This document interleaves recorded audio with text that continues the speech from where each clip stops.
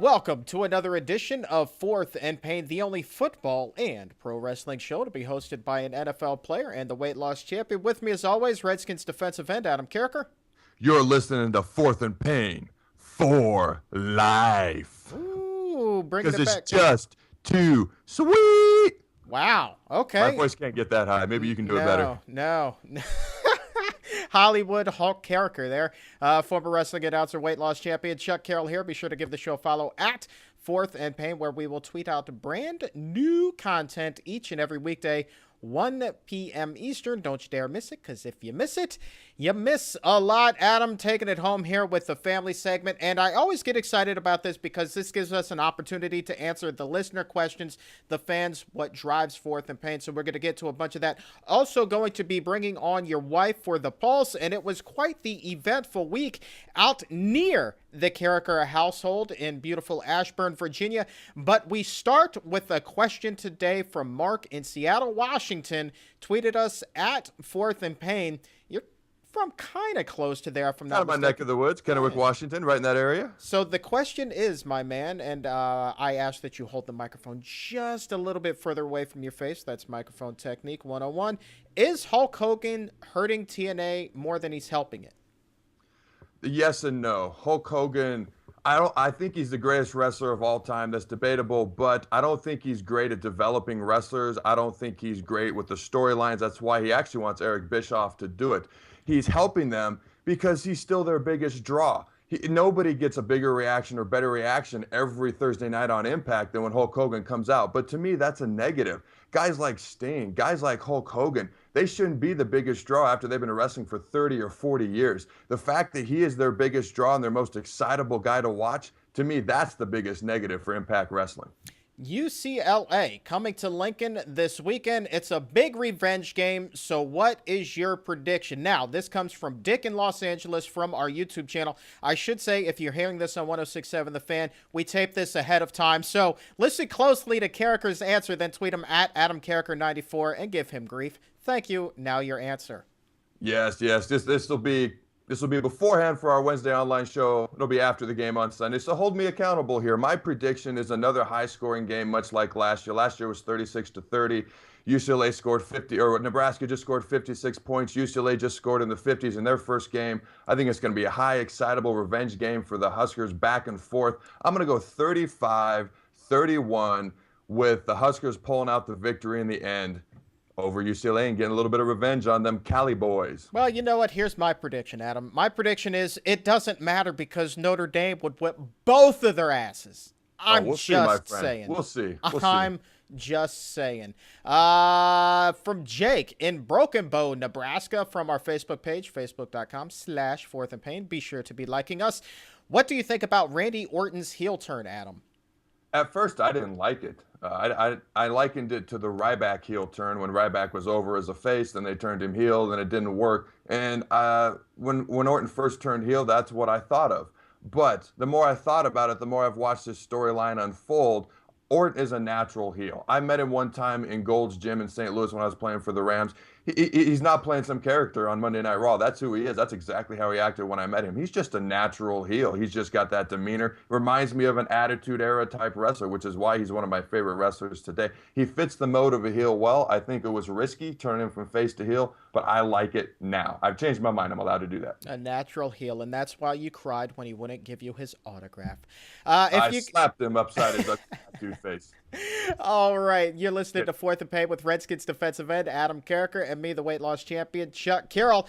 Adam, very exciting time out at your neighborhood this week. I know that you guys gave me an awful big fright at one point, but let's bring in your wife, Angie Carriker, for the Pulse, and that's exactly what we're going to be speaking about this week.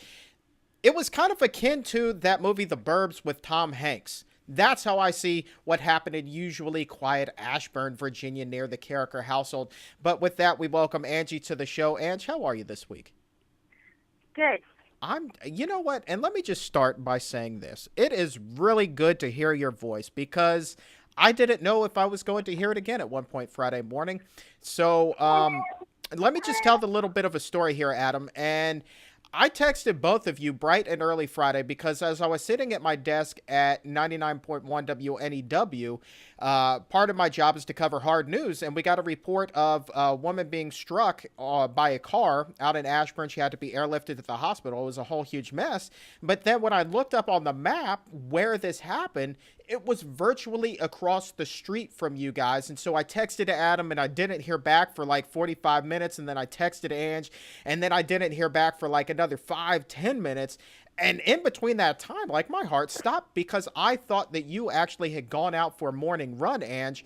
And so when I got a response from you, I was very, very relieved. But talk to us a little bit about what happened that morning out on your cul-de-sac. It actually happened like 4 houses down from us. A lady, she was in her car, and then she forgot something, and so she put it back into park, she thought, but it was actually in neutral, and she got out of the car, and it started rolling back, and she got tangled somehow, and it drug her down her driveway into the street, and then hit, like, the neighbor's car parked across the way. I know she has a lot of facial damage, so I think that's why they brought in the helicopter. It was kind of interesting because I could hear helicopter noises when I got up, and I couldn't figure out why I kept hearing it and didn't really think anything of it. And then you text me, and I was like, oh, my gosh, that's royally the court right, like, across from us. Yeah. So I think she's doing okay, though, based on an email we all received. So. Well, that's good. And Adam, I know that you almost got hit by a car that morning as well. Well, right after you text me, or I saw the text and I responded to your text and I said, we're all good. I'm backing out. And I'm in the middle of the street already committed, and this car is coming, clearly doesn't see me, not paying attention. In our cul-de-sac about hits me, finally stops, turns out to be our babysitter, who's a very nice girl, Manola, love Manola, babysits our kids all the time, 16-year-old. And so had another near accident. But then what's interesting is about 2 weeks ago, we had this random case of beer on our front door in the morning when we woke up.